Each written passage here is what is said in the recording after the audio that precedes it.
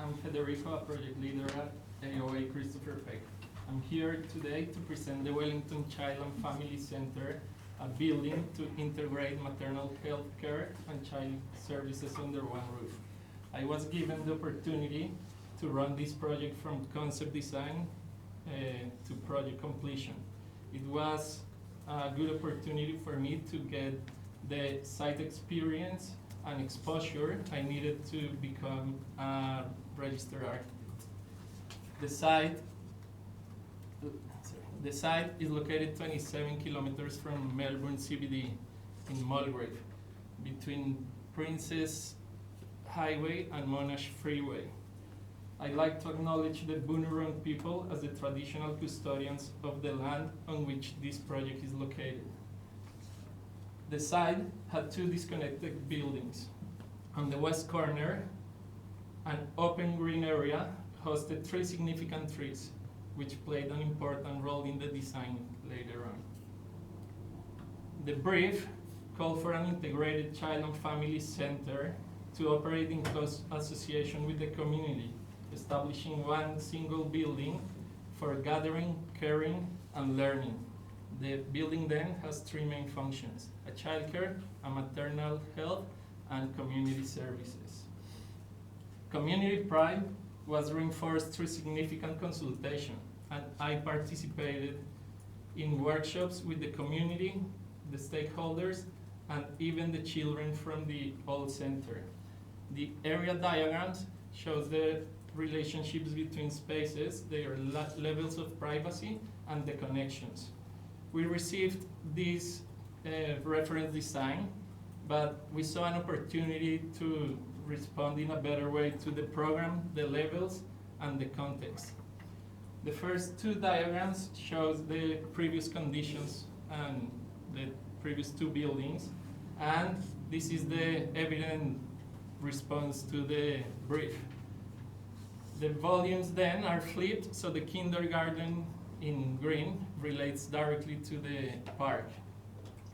That volume is rotated to protect from the west and north sun. It is then shaped around a significant tree, an eucalyptus tree, while the other half of the building is more rational in layout. This combination of orthogonal and organic figures resembles the context and the mixed urban grain of the area. A central spine of shared spaces links both wings. The result then is a single community building. The roof tilts up to promote cross ventilation and natural light.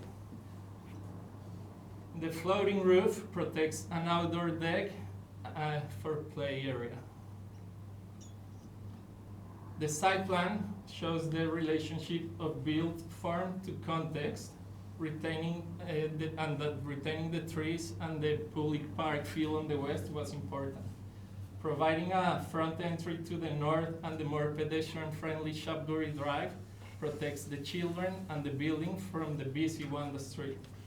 Although the project cost was $3 million, the direct cost, the building was designed to meet the policies of the EAGA, and additional sustainable initiatives were included, such as solar panels and the reuse of rainwater.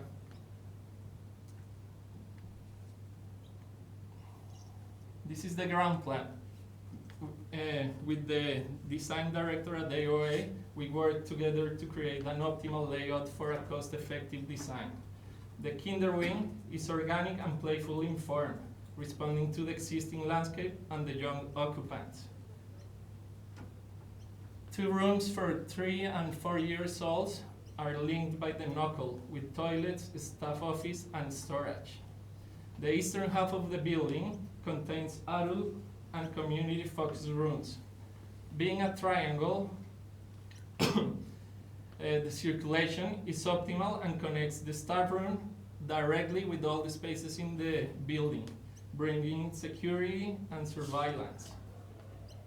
The 2 wings are brought together by the central spine, providing functional crossover and blend of utilitarian spaces. The sections illustrate ceiling varying in form and slope, creating cozy and light-filled rooms for play. The floor levels are split, responding to the fall in the topography. Through the documentation of this project, I led the Revit implementation in AOA, improving the company's standards. The cost effectiveness is evident for over the 2,000 square meters of buildings, civil, and landscape facilities, and the quality to which these were delivered. With the team, we provided design responses through diverse materials and construction methodologies. The building is constructed with exposed timber glulam beams, an engineered and sustainable product. The external timber cladding acknowledges the neighborhood's character. The kinder rooms are built of render brick, a cost-effective alternative to concrete panels. The roof then creates spaces for the trees and shades the deck. The tree is a shade-given focal point of the kinder rooms and the whole building. Moving to the interiors, south and north windows provide passive cross ventilation to the rooms. The curved form allows clear open spans with optimum visibility between the spaces. Large doors are often open to allow the interior spaces to flow out to the deck and the landscape. Materials were chosen to ensure the building was the canvas and the children the art. Future timber panels and joinery are used to avoid an institutional feel. The internal corridors are very wide and work as an extension of the room's activities. The classrooms have a playful quality. Thank you. With bespoke joinery, circular windows evocative of a submarine, and the brown and blue carpet tiles used for floor games.